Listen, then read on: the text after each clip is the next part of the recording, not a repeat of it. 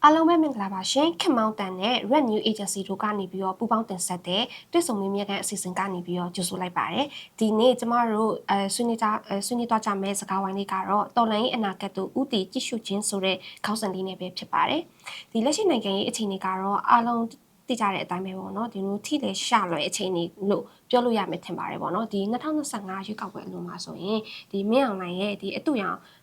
ဒီအစိုးရကနေပြီးတော့ဒီနိုင်ငံရေးကစားကွက်တွေကိ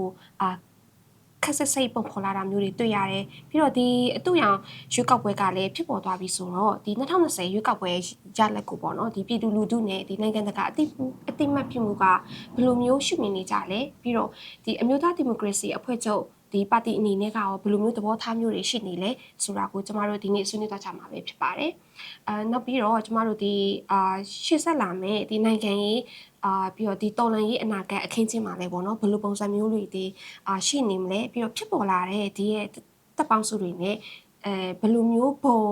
ံလုပ်ငန်းစဉ်တွေကိုချမှတ်နိုင်လဲဆိုတာကျမတို့ဒီနေ့ဆွေးနွေးသွားကြမယ်ဖြစ်ပါတယ်ပြီးလို့ရှိရင်ကျမတို့အခုဆိုရင်ကျမတို့ရဲ့တော်လန်ရေးရောဘယ်လိုမျိုးအရွေးတစ်ခုကိုရောက်နေပြီလဲဆိုတာကိုကျမတို့ဝိုင်းဝန်းပြီးတော့ဆွေးနွေးသွားကြမှာပဲဖြစ်ပါတယ်ဒီတော့ဒီနေ့ကျမတို့ဖိတ်ခေါ်ထားတဲ့ရဲဘော်ဦးကတော့လူထုတော်လန်ရေးမဟာမိတ်အင်အားစု PIA မကွေးမှာဥက္ကဋ္ဌဖြစ်သူကိုနေမွန်နဲ့စိတ်အာဏာရှင်စနစ်တိုက်ဖြတ်ရေးအထူးဒီဘက်ကော်မတီ GSC ရဲ့ညှိနှိုင်းရေးမှူးကိုမျိုးသူရဖြစ်ပါတယ်ရှင်ကျွန်မကတော့ဒီရဲ့အစီအစဉ်လေးကိုတင်ဆက်ပေးမယ်နန်းဤတီပဲဖြစ်ပါတယ်ရှင်ဆိုတော့ကျွန်မပထမဆုံးအနေနဲ့ပေါ့နော်ကိုမျိုးတူတာကိုကျွန်မမိကုန်းလေးတွေမိချင်တယ်ပေါ့နော်ဒီ2020ရွေးကောက်ပွဲရလက်အရာပေါ့နော်ဒီဖြစ်ပေါ်လာတဲ့ဒီနိုင်ငံရေးတရားဝင်မှုကဒီလက်ရှိနိုင်ငံရေးမှာဘယ်လိုမျိုးဖြစ်နိုင်မလဲပြီးလို့ရှိရင်ဆက်လက်ပြီးတော့ဒီတော်လှန်ရေးအတွက်ဒါကအခြေခံအုတ်မြင့်အဖြစ်ရှိနေနိုင်သေးလားပေါ့နော်ဟုတ်ကဲ့ဟုတ်ကျေးဇူးပါကျွန်တော်ဆွေးနွေးပြီးဖိတ်ပြီးရတဲ့အတွက်အဲ့တော့ကျွန်တော်ဒီပထမဆုံးမိကုန်းလေးကျွန်တော်ဆွေးနွေးလိုက်ကြတာပေါ့နော်အဲ့တော့ကျွန်တော်2020ရွေးကောက်ပွဲရလန်းနဲ့ပတ်သက်ပြီးတော့ကျွန်တော်စဉ်းစားရင်တော့စဉ်းစားချက်တွေမျိုးမျိုးရှိရပေါ့နော်အဓိကတော့ကျွန်တော်ဘယ်အခြေခံရှုထောင့်ကနေကျွန်တော်ကဒါကိုဒီလိုမျိုးချင်းကတ်တုံးတက်လဲရှုမြင်ညာလဲဆိုတဲ့ဥစ္စာပေါ့မူတည်ပြီးပေါ့အထားပါဥမာဒီ2020ရွေးကောက်ပွဲကိုယ်စားလှယ်များဆိုလို့ရှိရင်ဒါ CFA ဆိုလို့ရှိရင်ဒါသူတို့ကလည်း legitimate ဖြစ်တယ်ဆိုတော့ကျွန်တော်တောက်လျှောက်စက်ကိုင်းနဲ့အဲ့ဟာနဲ့ပဲဆက်ရတယ်ပြီးခဲ့တဲ့ခါမှာလည်းဒီလွတ်တော်ခေါ်ပြီးသူတို့ဒီဟာကိုဆက်ပြီးတော့သူတို့ရဲ့ဒီပြောမယ်သူတို့ဖွဲ့စည်းရဲ့သူတို့ရက်တည်မှုနဲ့သူတို့ရဲ့ရလက်သူတို့ရဲ့ဖြစ်တည်မှုသူတို့ဒီတရားဝင်မှုပြတယ်ဆိုတဲ့ဟာမျိုးသူဒီကိုဖွဲ့စည်းကိုယ်တိုင်ကတော့အဲ့လိုမျိုးလုပ်တာရှိပေါ့ဒါပေမဲ့ကျွန်တော်အပြင်မှာကြတော့ဒါဒီဖွဲ့စည်းလိုက်ဆိုင်ရတာ ERO ဆိုတော့ ERO ရဲ့စဉ်းစားချက်တစ်မျိုးဖြစ်မှာ NLD ပါတီဆို NLD ပါတီရဲ့စဉ်းစားချက်တစ်မျိုးဖြစ်မှာ CRPH တောင်ကျွန်တော်ဒီတခြားတော့ NUCC ရဲ့မှာဆိုလဲ NUCC ဖွဲ့ဝင်နေတာဒီပုံမှာသူတို့ချင်းကတ်တဲ့တုံးတက်တဲ့ပုံစံမျိုးမျိုးဖြစ်နိုင်တယ်နိုင်ငံရေးပါတီဆိုလဲတစ်မျိုးဖြစ်နိုင်တယ်နောက်နိုင်ငံတကာဖွဲ့စည်းဆိုလို့ရှိရင်လည်းတစ်မျိုးဖြစ်နိုင်တယ်ပေါ့နော်အဲ့တော့ဒါကတော့ဒါရှုမြင်တုံးတက်တဲ့ပုံစံမျိုးဖြစ်နေနိုင်တယ်ပေါ့နော်ဒါပေမဲ့ကျွန်တော်တို့ဒါကတော့ဒီညောင်တော့ကျွန်တော်အဲ့လိုကျွန်တော်စဉ်းစားတဲ့စဉ်းစားချက်ကျွန်တော်တို့ကဒီ CRPH ပုံမှာနောက်တစ်ခုက CRPH ရဲ့ဒီဖြစ်တည်မှု CRPH ရဲ့ဖြစ်တည်မှုဆိုတာပေါ့2020ရွေးကောက်ပွဲရလက်ကိုကင်လာပြီးတော့သူတို့ဖြစ်တည်မှုသူတို့ရဲ့တရားဝင်မှုအမြဲတမ်း claim နေတဲ့ဟာတွေနဲ့ပတ်သက်လို့ကျွန်တော်စဉ်းစားချက်တွေတမျိုးတော့ဖြစ်မယ်လို့ကျွန်တော်ယူဆထားပါအဲ့လိုကျွန်တော်ဆိုလို့ချင်းဒီ2020ရွေးကောက်ပွဲရလက်ကိုကျွန်တော်တို့အနေနဲ့ GSC အနေနဲ့ရောကျွန်တော်တို့ဒုကြီးအနေနဲ့ရောကျွန်တော်တို့ရဲ့စဉ်းစားချက်ကဒါဒီလူထုအုံကြွမှုလူထုတော်လှန်ရေးတစ်ခုလုံးကိုမောင်းနေနိုင်တဲ့ driving လုပ်နိုင်တဲ့ stepping stone ဖြစ်တယ်လို့ကျွန်တော်ယူဆတယ်။အဲ့ဒါကိုကျွန်တော်ယူဆတယ်။တို့တော့ဒါကအမြဲတမ်းကြီးစုပ်ကင်ထားမယ်ဘယ်လိုပြောမလဲတရက်တည်းဘယ်တော့မှပြောင်းလဲသွားနိုင်တဲ့ဟိုဘယ်လိုပြောမလဲတရားဝင်မှုကြီးဖြစ်တယ်ဆိုတဲ့ဟာမျိုးကျွန်တော်တို့ဟိုလက်မခံဘူးပေါ့နော်အဲ့တော့ကျွန်တော်တို့ဒီဟာကအဲ့လိုပြောမလဲဒီကကျွန်တော်စဉ်းစားချက်ကျွန်တော်ဒီလိုမျိုးရှုမြင်တဲ့သူတွေရဲ့စဉ်းစားချက်တွေကဘာလဲဆိုလို့ရှိရင်ဒါ2008ရောက်ကလည်း legitimacy ဖြစ်တယ်ဆိုတဲ့ဟာနဲ့ကျွန်တော်စဉ်းစားကျွန်တော်တို့ဒီထားတော့ကျွန်တော်ဆိုအစောကြီးကနေပေါ့နိုင်ငံရေးနဲ့ပတ်သက်ပြီးနည်းထိဆက်ဖူးတဲ့လူပေါ့ဗျာလို့အာနာမသိနေတယ်ပေါ့အဲ့တော့အစောကြီးနဲ့ဒီစဉ်းစားချက်ဒီမှာလူရဲ့ဟွာဒီမှာကတော့ဒီ2010ရွေးကောက်ပွဲမှာ2008ပေါ်လာပြီးရဲ့နောက်ပိုင်း2010ရွေးကောက်ပွဲမှာဝင်ပြန်လိုက်တဲ့သူတွေရဲ့ဝင်ပြန်လိုက်တဲ့သူတွေရဲ့ဆိုတဲ့ဟာရှိတယ်အဲ့တုန်းကလည်း campaign တွေကြီးကျယ်လုပ်ကြပြီးကွဲကြကွဲရဆိုတော့အယူဆကွဲတဲ့ဟာရှိခဲ့ကြရပေါ့အဲ့တော့ကျွန်တော်တို့ဆိုလို့ရှိရင်ကျွန်တော်နိုင်ငံရေးစလုပ်တဲ့ချိန်ကကျွန်တော်ပါဝင်လှုပ်ရှားခဲ့တယ်ထိစပ်ခဲ့တဲ့သူတွေအများစုကဒါ2008ကိုလက်မခံရွေးကောက်ပွဲတွေဘာတွေဆိုတော့ဒီရလက်တွေပဲဆိုတော့သူကစောကြီးနဲ့အောင်2008ကိုလက်မခံကြရတာပေါ့အဲ့တော့ဒီတော်လိုင်းကာလာမှာလည်းဒါဘာပြန်ပြောရမလဲဆိုပြောချင်တယ်ဆိုရှင်တော်လိုင်းကာလာမှာလည်းကျွန်တော်ဒီ2021ပေါ့လူတော်လိုင်းကာလာမှာဆိုလို့ရှိရင်လည်းသူလူတွေလမ်းပေါ်စထွက်လာတယ်သူကပြောတဲ့ဥစ္စာကအဲ့လိုပြောမလဲတန်ဖို့ရမ်းမြင်နိုင်ငံရေးတန်ဖို့မြင်နိုင်ငံရေးရေချိန်မြင်တယ်ပေါ့ဗျာ လူလမ်းမပေါ်စထွက်လာတဲ့အချိန်မှာကြွေးကြော်တာတော့အဲ့လိုမျိုးပေါ့ငါတို့တမရဘူးလဲတို့အဲ့လိုဒါအမေစုနဲ့တမနာယူမိပြန်လွတ်တော့ပါဦးလေကျွန်တော်ပြောနေဆိုမျိုးတစ်ဖက်ထဲမှာပဲတစ်ချိန်ထဲမှာပဲဒီပြိုင်နယ်ထဲပဲလို့စကနေကကြွေးကြော်တယ်ကဒါနောက်ရှိချေပြီးဖြတ်တယ်ကြီးပဲနောက်ရှိချေပြီးဖြတ်တယ်ရင်ဆိုလို့ကျွန်တော်ကြွေးကြော်အဲ့တော့တောင်းလျှောက်လဲဟာကိုကြွေးကြော်ရင်နောက်ဆုံးတော့ထားပါဦး CFA ကျွန်တော်ဖွဲ့လိုက်နိုင်တယ်အာနာတိတ်မကြခင်မှာ CFA ဖွဲ့နိုင်တယ်တပိတ်တွေပေါ်လာတယ်လူလူကဒီနောက်ရှိဖြတ်တယ်ကြီးကိုကြွေးကြော်တယ်ဆိုတဲ့ခါမှာတကယ်ဒီနိုင်ငံရေးကိုဦးဆောင်တဲ့ဒီ policy maker တွေ decision maker တွေကိုယ်တိုင်ကလည်းထောက်ချစ်ဖြတ်တိန်တွေကိုကျွန်တော်ကြီးညာပြဖြစ်တယ်အဲ့တော့ကျွန်တော်ခုနဟိုပါပေါ့ဆက်ပေါ့ဗျာဟိုရှေးကလည်းကျွန်တော်2008ကိုလက်မခံဘူးဒီတော်လိုင်းဖြစ်တဲ့အချိန်မှာလည်းလူလူတည်းရဲ့လုံးတော့တော်လိုင်းရာစုပြီးတော့2008ကိုဖြတ်တိန်ပြီလို့ကျွန်တော်ပြောပြီးပါအဲ့တော့စစချင်းချိန်နေမှာငါတို့က2010ရွေးကောက်ပွဲရလက်ကိုကင်ပြီးတော့ဒီဟိုကို legitimacy ဖြစ်မှုကိုပြောတဲ့ဟာကိုကျွန်တော်လက်ခံတယ်ဒီရလက်ကိုလည်းကျွန်တော်လက်ခံတယ်တို့တော့2008ကိုကျွန်တော်ဖြတ်တိန်ပြီးပါသူတို့ကိုယ်တိုင်လည်းဖြတ်တိန်ပြီးပါဖြတ်တိန်ပြီးသွားပြီဆိုတဲ့ခါကျတော့ကျွန်တော်တို့က2020ရွေးကောက်ပွဲရလက်ကြီးကိုဒီနေ့ဒီအချိန်ကြီးစက်ကင်နာနေစရာမလိုတော့ဘူးလို့ကျွန်တော်တို့ရဲ့ဟိုပါပေါ့စဉ်းစားချက်မှာရှိတယ်ပေါ့နော်ဒီ20ရွေးကောက်ပွဲရလက်ကြီးကိုဒီအချိန်ကြီးစက်ကင်နာဆိုလို့ရှိရင်တော့ဒါကျွန်တော်စကားပြောရတာကြီးနည်းနည်းခက်မယ်တွဲဆုံဆွေးနွေးရတာကြီးခက်မယ်ညှိနှိုင်းရတာကြီးခက်မယ်လှုပ်ရတဲ့ဥစ္စာကြီးခက်မယ်ကျွန်တော်လက်ရှိကျွန်တော်တို့ရဲ့ဒီတော်လိုင်းကြီးတွားတဲ့ fan ကဘယ်လိုပြောမလဲ2008ဖွဲ့စည်းပုံကြည့်တော့ဥပဒေကိုပြန်ဝင်ရေးမဟုတ်ကျွန်တော်ကထွက်ရေးပဲ2008မှာမဟုတ်စစ်တပ်ကတော့ကြုံမှာကျွန်တော်တို့ပြောတာစောကြီးနဲ့ကျွန်တော်ကြွေးကြော်နေတယ်ဒီချိန်ထိကြွေးကြော်နေတယ်လူတွေလုံးနေဆိုတာတော့စနစ်ကိုဖျက်တိမ်ဖို့လုပ်နေ2008ကိုပြန်ဝင်ဖို့လုပ်နေမှာမဟုတ်2008ရလဲကျွန်တော်အတိမပြုဖို့လုပ်နေကြမှာမဟုတ်ဘူးဒီဟာတွေနဲ့ပတ်သက်တဲ့ဟာတွေအကုန်လုံးဖျက်မယ်စစ်တပ်နဲ့ပတ်သက်စေအုပ်စုပါဖျက်မယ်ကျွန်တော်စစ်တုံးစစ်တိုက်ဖျက်ရေးဆိုပြီးတော့ကြွေးကြော်ပြီးလောက်ကြတာအဲ့တော့ဒါတွေအကုန်လုံးဖျက်မယ်ဆိုတော့ဟာမျိုးနဲ့တွားတယ်ပြီးတော့နောက်လက်ရှိချိန်ထိလဲဒီတောင်းလျှောက်ပေါ့2021ကနေဒီချိန်ထိမှာဖြစ်ပေါ်လာတဲ့နိုင်ငံရေးဖြစ်ပေါ်တိုးတက်ပြောင်းလဲမှုတွေမှာဒါ legitimacy အစ်တွေပေါ်လာ legitimacy အစ်ဆိုတာပြ legal ဘယ်ပြောမလဲအဲ့လိုတို့တရားဝင်မှုဘယ်လိုပုံစံနဲ့ပြထိုင်မလဲရယူမလဲဖြစ်တည်မှုတော့ပြောင်းလဲမလဲတည်ရှိမလဲဆိုတဲ့ဟာတွေကတော့ပုံစံမျိုးစုံပြောင်းလဲလာအခုဆိုလို့ရှိရင်ကျွန်တော်ဒီမှာ ERO တွေသူတို့ရဲ့တရားဝင်မှုသူတို့တိုက်ယူတာဒီကောက်ဝယ်ရလာတဲ့ကျွန်တော်ကလာမှာဒါသူတို့ရဲ့ဘယ်လိုပြောမလဲဒီနေမီတွေကိုသူတို့တိုက်ယူတယ်သူတို့ရဲ့တရားဝင်မှုကအဲ့လိုတိဆောက်တော့ပြောချင်တာဗျာစစ်ပွဲနဲ့တိဆောက်တယ်နိုင်ငံရေးကတိဆောက်တယ်ပြောချင်တာနေမီကို control လုပ်နိုင်အောင်သူကြိုးစားတယ်ပြီးရင်အဲ့နေရာမှာသူတို့ရဲ့အုပ်ချုပ်ရေးနေရာတွေထူထောင်ပြီးတော့လူထုနဲ့သူတို့ဟိုတရားတဲ့ဖြစ်တယ်အောင်သူတိဆောက်တယ်ဒါမျိုးတွေကနေသူကဗျာအဲ့လိုသူတို့ရဲ့တရားဝင်မှုတွေကို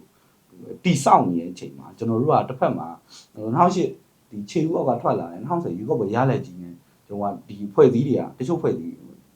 းထောက်အဖွဲ့အစည်းကရက်ပြီးတော့ဒါကပဲသူတို့ကပိုတရားဝင်တယ်လို့ပြောနေလို့ရှိရင်ဒါဖွဲ့စည်းကြမ်းမှာစကားပြောရတဲ့ဥစ္စာပြတ်နာဖြစ်လာမယ်တော်လိုင်းရဲ့တွားတဲ့နေရာမှာပြတ်နာဖြစ်လာတယ်လက်ရှိချိန်မှာသူပို့ဆိုးတယ်ဆိုတာလက်ရှိချိန်မှာပို့ဆိုးတယ်ပေါ့လဲဆိုတော့2008အောက်မှာရွေးကောက်ပွဲကနှစ်ခုဖြစ်သွားပြီတစ်ခုလည်းမဟုတ်တော့2020ပြီး2025ရွေးကောက်ပွဲလည်းပေါ်လာ2025နဲ့2026နှစ်ဥစားမှာပေါ်လာရွေးကောက်ပွဲလည်းရှိသွားကြိုက်တာမကြိုက်တာတပိုင်းထားလက်ခံတာလက်မခံတာတပိုင်းထားဒါပေမဲ့ तू ကအဲ့အောက်ကနေထွက်လာရွေးကောက်ပွဲပဲအဲ့အောက်ကနေ तू ကတူဗျာမြောက်လိုက်လုပ်တယ်ဘာတွေကဒါကျွန်တော်ဟိုဖြစ်တယ်ဗျာတည်မလားဒါပေမဲ့ပြောချင်တာဗျာသူအဲ့မှာလည်းရွေးကောက်ဝယ်ရလက်ကလည်းပေါ်လာနေပြီကျွန်တော်အဲ့ဒါကြီးကို2010ရွေးကောက်ဝယ်ရလက်ဆိုပြီးကျွန်တော်အဲ့ဒါကိုစက်ကင်ထားမယ်ဆိုလို့ရှိရင်လုံးရတာခက်သွားလိမ့်မယ်လားကျွန်တော်အနေနဲ့ပြောမယ်ဆိုရင်ပြန်ချုပ်ပြီးပြောမယ်ဆိုကျွန်တော်က CFA ကိုတိမပြူတယ်2010ရွေးကောက်ဝယ်ရလက်တွေကိုလည်းတိမပြူတို့တော့ဒီဟာဒီ stepping point ပဲဖြစ်တင်တယ်ဒီချိန်လေးကျွန်တော်တို့ကတွားပြီးတော့စုပ်ကင်ထားမယ်ဒါကြီးကိုပဲတည့်ရတည်အမြဲတမ်းစုပ်ကင်ထားမယ်ဆိုလို့ရှိရင်ရှေ့ဆက်လောက်ရမယ်အလုပ်ဒီမှာစကားပြောရတာညှိနှိုင်းရတာဒီဘယ်လိုပြက်နာဖြစ်လာနိုင်လဲပြီးရင်တော့လက်ရှိ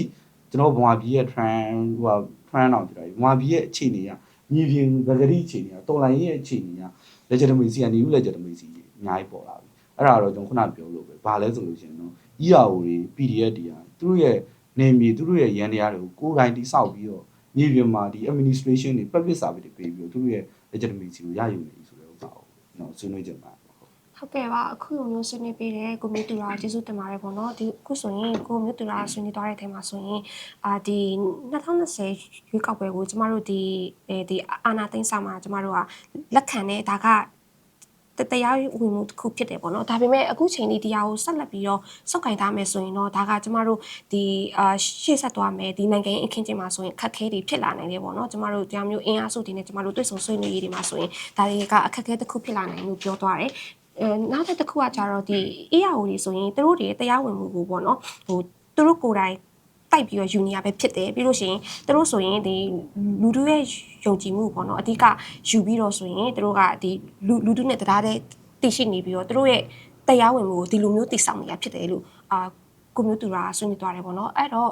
ကိုနေမို့အနေနဲ့ကရောဒီ2020ရွေးကောက်ပွဲရလက်အရာပေါ့နော်ဒီဖြစ်ပေါ်လာတဲ့ဒီနိုင်ငံရေးတရား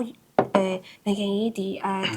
တရားဝင်မှုတွေကပေါ့နော်လက်ရှိနိုင်ငံရေးမှာဘယ်လိုမျိုးဖြစ်နိုင်တယ်လဲပြီးလို့ရှိရင်ဆက်လက်ပြီးတော့ဒီတော်လှန်ရေးအတွက်ဒီအခြေခံအုတ်မြစ်အဖြစ်ရှိနေနိုင်သေးလားဆိုတာကိုမေးချင်ပါတယ်ရှင်ဟုတ်လက်ရှိဒီ2020ရွေးကောက်ပွဲကတော့ဒီ2008ဖွဲ့စည်းပုံအခြေခံဥပဒေအောက်ကနေမှလုပ်တဲ့ရွေးကောက်ပွဲကနေဖြစ်လာတာပေါ့နော်ဒါပေမဲ့ကျွန်တော်တို့ဒီဒေါ်လာရေးအစဒုတိယ line လောက်ပြောမှာနော်ပထမကျွန်တော်တို့ line ပေါ်ထွက်တဲ့အချိန်မှာပဲကျွန်တော်ဒုတိယပထမ line ဒုတိယ line တတိယ line 3 line ထွက်တယ်ပေါ့နော်ပထမ line မှာတော့ကျွန်တော်ပုံမှန်တိုင်းပဲသမ္မတကြီးဦးမြင့်နဲ့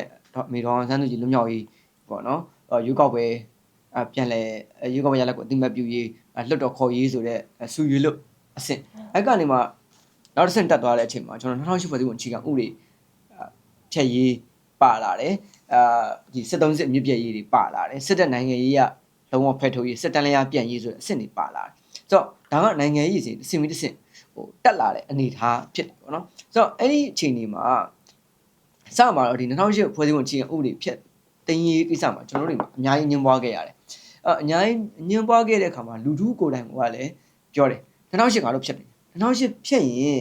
2020ရွေးကောက်ပွဲရလက်ကိုလက်မခံတော့ဘူးလို့ပြောတယ်ဒါပေမဲ့တစ်ဖက်မှာလည်းကျွန်တော်နိုင်ငံရေးရCRPH ကလိုအပ်တယ်နိုင်ငံရေးရကျွန်တော်က CRPH ကနေမှတစ်ဆင့် UNCC ကိုဖွဲ့တယ် UNCC ကနေမှတစ်ဆင့် UNG ကိုဖွဲ့တယ်ဆိုတော့ဒီကြားထဲမှာကျွန်တော် FTC ချက်တာလို့ကျွန်တော်ကဂျားပြတ်တုံးတယ်ပေါ့နော်အဲ့တော့ CRPH က FTC ချက်တာအရာ UNCC UNG ကိုဖွဲ့တယ်ပြီးရင် FTC ချက်တာအရာပဲCommon Political Agreement CPA ဆိုတဲ့ project ပေါ့နော်နိုင်ငံဘုံနိုင်ငံရေးသဘောတူညီချက် CPA project ကိုသွားတယ်ဒါက FTC ရသွားတာအဲ့တော့သူတို့အဲ့တော့ပြောတဲ့စကားလုံးရှိတယ်အဲ့တော့ဘာလဲဆိုတော့သူတို့က2008ဖွဲ့စည်းပုံအခြေခံဥပဒေကိုတော့ CRPH ကလက်မခံတော့ဘူးတို့ပေမဲ့လူထုရဲ့လူထုရဲ့သဘောထားဟိုသူတို့ကလက်ကင်ထားပါတယ်ဆိုသူတို့ပြောတယ်အဲ့တော့လူထုရဲ့ mandate ကိုသူတို့ယူပြီးတော့မှဒီ process တွေကိုဆက်လုပ်ပါလို့ပြောတယ်အဲ့တော့ဒီ process တွေကဘယ်အဆင့်ရောက်နေပြီဘယ်လေခေါက်ရောက်နေပြီလို့ကျွန်တော်ကြည့်တဲ့အခါမှာအဲ့လို process ရဆို UNCC ဆိုရဲဒါနိုင်ငံရေး body ရှိတယ် UNG ဆိုတဲ့အုပ်ချုပ်ရေး body လည်းရှိလာတဲ့အချိန်မှာဒီဟာလူသေးလားပေါ့ CRPH ကလူသေးလားပေါ့CRPH တရားဝင်မလို့သေးလားပေါ့ထပ်စမ်းဖို့လိုတယ်အဲ့တော့နောက်တစ်ချိန်သူတို့ကဘာကိုထပ်ဖွဲ့သေးလဲဆိုတော့ဒီ CRPH မဟုတ်တော့ဘဲနဲ့တိုင်းရင်းသားလွတ်တော်တွေကိုသူတို့ထပ်ဖွဲ့တယ်တိုင်းရင်းသားလွတ်တော်တွေဆိုကြပါ CRMH တို့ CRFUH တို့သူတို့မျိုးခေါ်ကြတယ်ပေါ့နော် CRSH ပေါ့နော်စကိုင်း Federal Unit လွတ်တော်မကွေး Federal Unit လွတ်တော်မန္တလေး Federal Unit လွတ်တော်ပေါ့လွတ်တော်တွေထပ်ဖွဲ့ပြီးတော့အဲ့လွတ်တော်တွေကနေမှတစ်ဆင့် unit အစိုးရတွေကိုနော်ဒေသအစိုးရတွေသူတို့ထပ်ဖော်ထုတ်တယ်ဆိုတော့ဒါဒီသူတို့ legitimate ကင်ပြီးလောက်ပါတယ်လို့သူတို့ပြောတယ်အဲ့တော့သူတို့အဲ့ legitimate စီကိ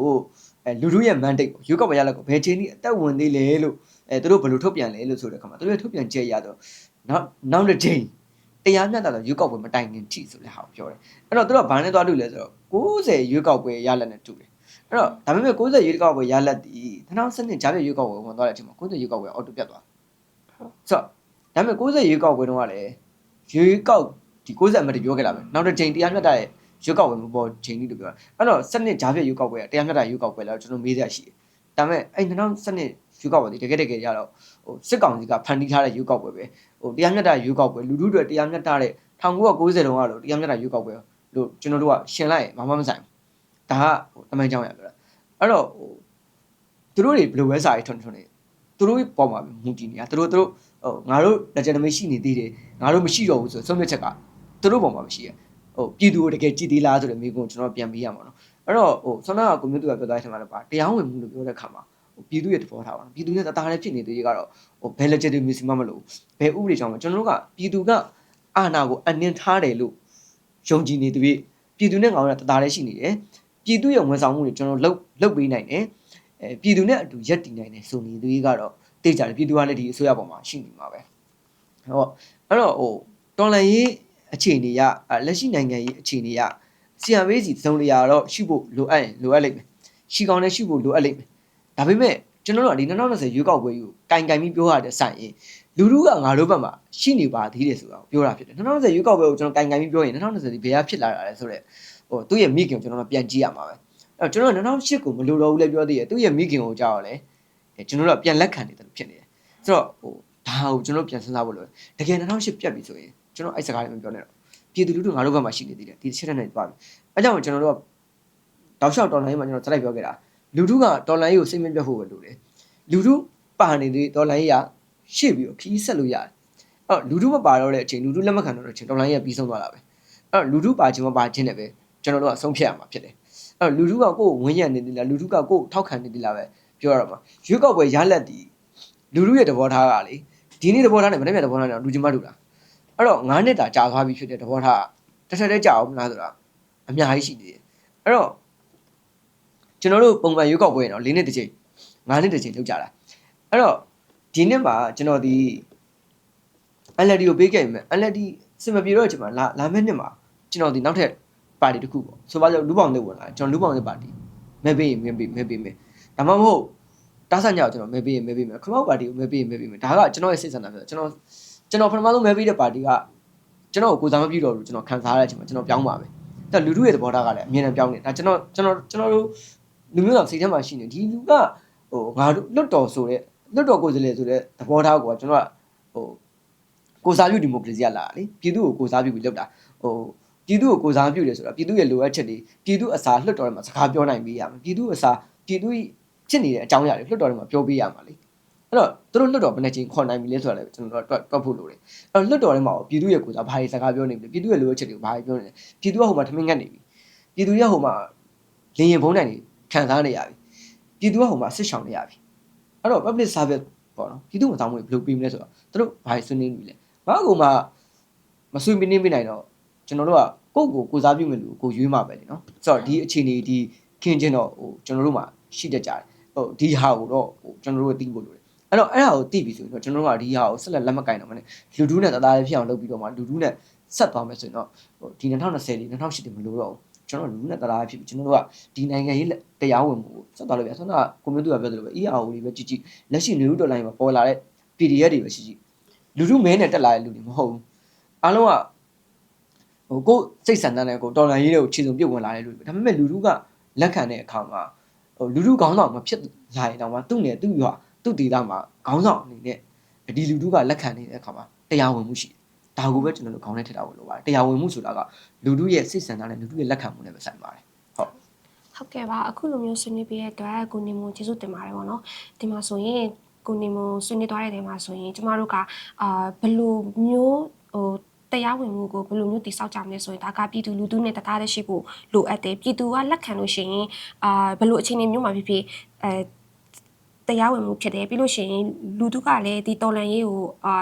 စိတ်ပြတ်မသွားဘူးလို့တယ်ပေါ့နော်အဲ့တော့လူထုစိတ်မပြတ်သွားအောင်ကျမတို့လုပ်ဖို့လိုတယ်အဲ့တော့လူထုမပါလို့ရှိရင်ဒီတော်လန်ရေးကလည်းဆက်ပြီးတော့ရှေ့မနေနိုင်ဘူးဆိုတာမျိုးပြောသွားတယ်ပေါ့နော်အဲ့တော့ဟိုကိုနေမို့ပဲကျွန်မဆက်ပြီးမေးချင်တယ်ပေါ့နော်ဒီလက်ရှိနိုင်ငံရေးအခြေအနေရပေါ့နော်ဒီတော်လန်ရေးကိုဒီမျိုးဒီလိုမျိုးရှေ့ဆက်တဲ့ဆောင်နိုင်ရေးအတွက်ပေါ့နော်ဒီလိုမျိုးတော်လန်ရေးအင်အားစုတွေအနေနဲ့ဘာတွေပို့ပြီးတော့လှုပ်ဆောင်တင်တယ်လို့ထင်ပါတယ်ရှင့်လက်ရှိနိုင်ငံရေးအခြေအနေရပေါ့နော်တော်လန်ရေးကိုကျွန်တော်ဘယ်လိုရှေ့ဆက်တည်သွားမလဲဆိုတော့ဟိုလက်ရှိနိုင်ငံရေးအခြေအနေကဘာတွေဖြစ်နေလဲဆိုတော့မင်းအွန်လိုင်းအတူအောင်ဆိုတက်လာပြီဆိုတော့အတူအောင်အစိုးရကတော့သူကစားခွက်နဲ့သူခင်းနေပြီပေါ့နော်သူလုံနေပြီစနစ်တကျကိုသူကလုံနေတာအဲ့တော့အနည်းဆုံးသူကအာဆီယံဥက္ကဋ္ဌကြည်ပြီးမှလုပ်တယ်ဘာလုပ်လဲဆိုတော့အာဆီယံဥက္ကဋ္ဌကဖိလစ်ပိုင်ဖြစ်တဲ့အခါမှာထောင်ထဲမှာရှိတဲ့ဖိလစ်ပိုင်တွေကိုအကုန်လုံးလွတ်ပေးလိုက်တဲ့ကိစ္စပေါ့ဆိုတော့ကြည်ပြီးမှုသူကစလုပ်တာဆိုတော့သူ့ကိုကြည်ပြီးမှလုပ်တယ်ဆိုတာအနည်းဆုံးသမ္မတဦးဝင်းမြင့်ကိုထုတ်လိုက်တယ်ဒီနေ့ပဲသမ္မတဦးဝင်းမြင့်ထုတ်တာကို welcome ဖြစ်ပါတယ်စစ်ကောင်စီနဲ့ဒီထက်ပိုပြီးတော့မှလောက်ပါဆိုပြီးတော့အမေရိကန်ရဲ့ဒီတန်ရုံးကနေမှစာရေးထွက်လာရှိဆိုတော့အဲ့စာမှာတော့မှဦးဝင်းမြင့်လိုပဲတော့လားတမနာကြီးတော့မသုံးတော့ဘူးဆိုတော့ဟိုနိုင်ငံတကာရဲ့အတိမတ်ပြုမှုလို့လေအဲ့တော့ကျွန်တော်တို့ကအရင်ကတည်းကကျွန်တော်တို့ကပြောတယ်ဟိုကျွန်တော်တို့တော်လိုင်းကိုကျွန်တော်တို့အချိန်လုံးအမြဲတမ်းစဉ်းစားတာကဟိုနိုင်ငံတကာကိုအရင်ကြည့်တယ်အဲ့တော့တော်လိုင်းတစ်ခုအောင်ဖို့လို့တကယ်ကျွန်တော်တို့ကစီလီယာကိုနမူနာယူပြောကြတဲ့အခါမှာတော်လိုင်းတစ်ခုအောင်ဖို့ဆိုရင်ကျွန်တော်တို့ဒီနိုင်ငံတကာရဲ့ကူညီမှုတွေလိုတယ်အိမ်ကြီးနိုင်ငံတွေရဲ့ကူညီမှုတွေလိုတယ်ကိုယ်တိုင်စူးစမ်းအားထုတ်မှုတွေစီလုံးညီညွတ်မှုတွေလိုတယ်အဲ့တော့ကျွန်တော်တို့နိုင်ငံမှာဒီ၃ချက်လုံးမရှိဘူးနိုင်ငံတကာရဲ့စိတ်ဝင်စားမှုပေါ့ကိုဂျိုစီဝါပေါ့အဲ့ဒါကျွန်တော်နိုင်ငံမှာရှိတာတော့လည်းမရှိဘူးအဲ့တော့အိမ်ကြီးနိုင်ငံတွေရဲ့ကိုဂျိုစီဝါတော့ရှိတယ်ဒါပေမဲ့အိမ်ကြီးနိုင်ငံတွေရဲ့ကိုဂျိုစီဝါကကျွန်တော်တို့တော်လိုင်းအင်အားစုတွေကတက်ရောက်လာတယ်မတက်ရောက်ဖ ೇನೆ စစ်ကောင်စီမှာတက်ရောက်တယ်ဒီအချက်တွေမရှိဘူးအဲ့တော့ကျွန်တော်တို့စီမှာပဲရှိသွားတာအဲ့တော့ငါတို့ပဲရှိတယ်ကျွန်တော်တို့က ဒါတပိတ်အင်အားစုစပြောခဲ့ဒါကွန်ပျူတာလို့ GSC တို့ဘာလို့စပြောခဲ့တဲ့စကားလုံးတွေငါတို့ပဲရှိအဲ့ဒါကျွန်တော်ကခေါင်းထဲထည့်ပြီးကျွန်တော်အလုပ်လုပ်အောင်ပါဒါပေမဲ့ကျွန်တော်တို့ကငါတို့ပဲရှိတယ်လို့ပြောပြီးတော့မှအိန္ဒိယနိုင်ငံတွေအင်အားကြီးနိုင်ငံတွေကျွန်တော်တို့စော်ကားဖို့တော့မဟုတ်ဘူးသူတို့အလံတွေကိုမီးရှို့လိုက်တာလို့သူတို့ကိုစော်ကားမော်ကပြောဖို့တော့မဟုတ်ဘူးတရားဝင်မှုအရာ legitimacy ရတော့ဗျာကျွန်တော်တို့ကပြုံးပြနှုတ်ဆက်ရမှာဆိုကြပါလို့ကျွန်တော်ဒီရက်ကွက်ကိုအိမ်ပြောင်းလာတဲ့အခါမှာကျွန်တော်ရဲ့အရှိခွန်နိုင်အနောက်ခွန်နိုင်ကျွန်တော်တို့ကပစိုးတန်းနေလင်မယားဖြစ်တယ်အရှိခွန်နိုင်အနောက်ခွန်နိုင်ကြည်တွင်လင်မယားဖြစ်တယ်ဆိုရယ်တလီထုံးတန်းတော်ရှိခဲ့သေးတာအဲ့တော့ဒီအိမ်ဒီအရှိခွန်နိုင်နောက်ခွန်နိုင်တော့တဲ့ဖို့တော့လိုတာဟောဗျာတဲ့ဖို့လိုတာအတိမဲ့ပြောဒီအိမ်လေးအိမ်ပြောင်းလာတယ်ဟေးဆိုတဲ့အဲ့တော့ကျွန်တော်တို့ကရံမပြုတ်ဖို့တော့လိုတယ်တိမဲ့ပြုတ်တာမပြုတ်တာခဏတာအရှိခွန်နိုင်နောက်ခွန်နိုင်ရံမပြုတ်ဖို့လိုတယ်ပြဿနာမတက်ဖို့လိုတယ်အတိမဲ့ပြုတ်ဖို့အတွက်နော်ဒါပထမဆုံးအဆင့်အဲ့ဒါကျွန်တော်တို့အဲ့တော့ကျွန်တော်အနည်းဆုံးတော့ပြုံးပြနှုတ်ဆက်နေဖို့လိုတယ်အဲ့လက်ကိုကျွန်တော်သိချာလောက်လာပေါ့အဲ့လက်ကိုသိချာလောက်လာပေါ့ပြုံးပြနှုတ်ဆက်နေဖို့လိုတယ်ဆိုတော့အဲ့အဆင့်တစ်ဆင့်ရှိနောက်တစ်ဆင့်ကငါတို့ပဲရှိတယ်ကျွန်တော်ဘုံညီမှန်းချက်တွေဘုံသဘောတူညီချက်တွေလုပ်ဖို့လိုတယ်အဲ့တော့ရှေ့တမိုင်းကိုပြန်ကြည့်မယ်ဆိုရင်ကျွန်တော်တို့ရှေ့မှာတပ်ပေါင်းစုတွေဖြစ်ခဲ့တယ်ပေါ့နော်အဲ့တော့ဗမာပြည်တွင်းစစ်ဘယ်နှအစဖြစ်တာလဲလို့ပြောတပ်ပေါင်းစုကြိုးပွဲတဲ့အချိန်ဗမာပြည်တွင်းစစ်စဖြစ်တာလွတ်လပ်ရေးကိုကြိုးပမ်းတဲ့အချိန်မှာဖဆပါလာဖတာပါလာလို့လည်းခေါ်တယ်ဖဆပါလာလို့ခေါ်တပ်ပေါင်းစုမျိုးကျွန်တော်တို့ဒါပေမဲ့အဲ့ဖဆပါလာတွေကဗမာကွန်မြူနစ်ပါတီထွက်လိုက်တဲ့အချိန်မှာပဲဒီတပ်ပေါင်းစုတွေပြုတ်ကွက်တာထွက်လိုက်တာလည်းမဟုတ်ပါဘူးထုတ်ခံလိုက်ရတာပါပဲရှင်းပြောရင်နိုင်ငံရေးရအာဏာလို့ညွှန်ကြားတဲ့အခါမှာထုတ်လိုက်တဲ့အခါမှာပဲပြည်တွင်းစစ်စဖြစ်တာပဲအဲ့တော့အဲ့ဒီကစတဲ့ပြည်တွင်းစစ်ကယနေ့အချိန်ဒီပြည်တွင်းစစ်ကိုတော်လှန်ရေးကိုကျွန်တော်တို့ကြည့်မယ်ဆိုရင်ကျွန်တော်တို့ကဘာလဲဆိုတော့အခါမှာအာဏာတော်လှန်ရေးဖြစ်တယ်ပြတယ်အိုင်ဒေါ်လာမြင့်အခုချိန်ကြီးကျွန်တော်တို့ Facebook social media တွေမှာရောဒေါ်လာခေါင်းဆောင်တွေသူရဲ့ချို့တွေပြောနေတဲ့ခါမှာကျွန်တော်ဘာသွားတွေ့ရလဲဆိုတော့ဥပမာဆောင်းလာပြော CR page တို့ပါလို့ကျွန်တော် legitimacy တို့စကားလုံးသုံးတာဘာလို့ကရွေးကောက်ခံအမတ်လို့သုံးလိုက်တယ်ဆိုကြကျွန်တော်အာဏာနိုင်ငံကြီးတိဆောက်တာကျွန်တော်တို့ကအာဏာနိုင်ငံကြီးကိုလောက်တာလေအဲ့အာဏာနိုင်ငံကြီးတဲ့လူထုလိုချင်တဲ့လူထုနိုင်ငံကြီးပြည်သူနိုင်ငံကြီးလူထုကိုကိုစားပြုတဲ့နိုင်ငံကြီးကိုကျွန်တော်လုပ်ရမှာအဲ့တော့လူထုကိုစားပြုပြီးတော့ကျွန်တော်ကအလုပ်လုပ်ရတာလူထုလိုချင်တဲ့စနစ်လူထုကောင်းစားတဲ့စနစ်ကိုကျွန်တော်ကတိဆောက်တဲ့နိုင်ငံကြီးလုပ်အောင်အဲ့တော့လူထုကအဖိနိုင်ငံဖြစ်တဲ့အခါမှာလူထုဒီအဖိနိုင်ငံဘဝလွတ်မြောက်ဖို့အဲ့တော့အာဏာနိုင်ငံကြီးတိဆောက်တယ်ဆိုတဲ့ကိစ္စကအချိန်မီအာဏာအတွက်တနေရာရရင်အချိန်မီရန်သူလည်းပူပေါင်းသွားနိုင်တယ်ဒါအာဏာနိုင်ငံကြီးကိစ္စပဲဆိုတော့အာဏာနိုင်ငံကြီးဒီကဘာလို့ကျွန်တော်တို့အာဏာရရင်ကျွန်တော်ဒီအာဏာနိုင်ငံကြီးလုပ်ရင်ကျွန်တော်အာဏာရဖို့အတွက်ကျွန်တော်အခုချိန်မှာဒေါ်လာနေပြီမဲ့တစ်ဖက်ကကျွန်တော်ကိုအာဏာခုံပြီးတဲ့အာဏာခုံကိုတရားဝင်ရညှိနှိုင်းပြီးတော့မှဒဏ်ရာလောက်အခင်းချင်းနေပြီးရင်ကျွန်တော်တွားထိုင်ပါပဲဘာလို့ကျွန်တော်အာဏာနိုင်ငံကြီးလုပ်တာကိုကျွန်တော်ရဲ့နိုင်ငံကြီးဒီအာဏာရဖို့ပဲလေဒါပေမဲ့လူထုနိုင်ငံကြီးကြောင့်အဲ့လိုမဟုတ်လူထုလိုချင်တဲ့စနစ်ကိုကျွန်တော်တိဆောက်ချင်တာလူထုကောင်းစားရေးစနစ်ကိုတိဆောက်ချင်တာအဲ့တော့ကျွန်တော်တို့စပြောကြတဲ့ကိုကကျွန်တော်တို့ရဲ့ဒေါ်လာရေးက73စစ်အမြင့်ပြည့်ကြီးလို့ကျွန်တော်တို့ပြောလာတယ်စစ်တပ်နိုင်ငံရေးကဖယ်ထုတ်ပြီးတော့မှပြည်သူ့ဒီမိုကရေစီလို့ကျွန်တော်တို့ပြောလာတယ်တကယ်ရောအဲ့နိုင်ငံကြီးဆက်လာပေါ့ကျွန်တော်တို့အမြင်နဲ့တောက်လျှောက် highlight လုပ်တာရှိတယ်ပါတီနိုင်ငံရေးလုပ်နေတာမဟုတ်ဘူးပါတီတစ်ခုအာဏာရရေးလုပ်နေတာမဟုတ်ဘူးတောက်လျှောက်ပြောတယ်ပြီးတွေ့လို့တာဒါပေမဲ့အခုချိန်ဒီအထိပါတီတစ်ခုအာဏာရရေးပုံစံမျိုးပြင်တည်သွားတဲ့ဟာကွာ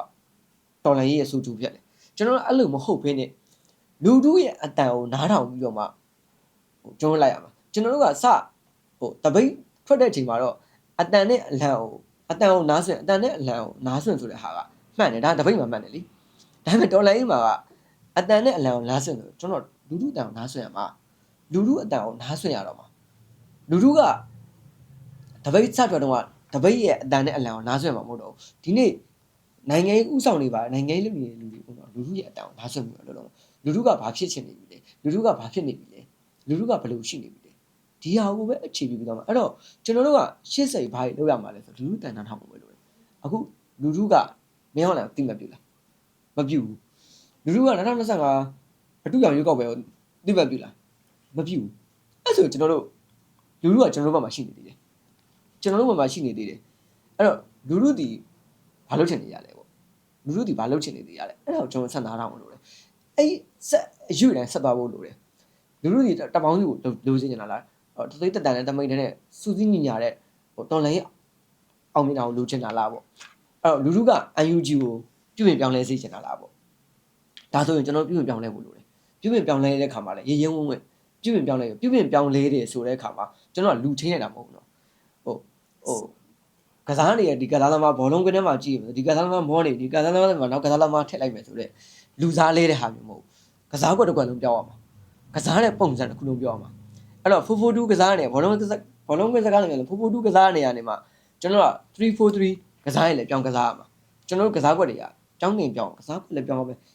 စစ်တမ်းနဲ့ချင်းရမယ်ကျွန်တော်တိုက်စစ်စင်တွေကနေမှာခံစစ်အတွင်းနဲ့ပြောင်းကစားတာမျိုးကိုယ်နဲ့တိုက်စစ်ဖော်ပြီးကစားတာမျိုးပေါ့ဒါကကျွန်တော်တို့ဘောလုံးကြောင်းရတယ်ပြောတာအော်နိုင်ငံရေးရလည်းအဲ့လိုပဲအယူကျူလူတို့ကပြောင်းလဲစေချင်တာလားကျွန်တော်နားလဲလေနားထောင်ကိုယ်ဒေါ်လာရေးခေါင်းဆောင်လို့တတ်မှတ်ထားရင်ဒေါ်လာရေးအစိုးရလို့တတ်မှတ်ထားရင်တော့နားထောင်လူတို့ပေါ်မှာအခြေပြုပြီးမှာလူတို့လိုချင်တဲ့အတိုင်းဆောက်သွားရင်တော့အဲ့နိုင်ငံရေးအယူကိုဖြစ်တယ်ဟုတ်ကျွန်တော်အဲ့လောက်ပါပဲ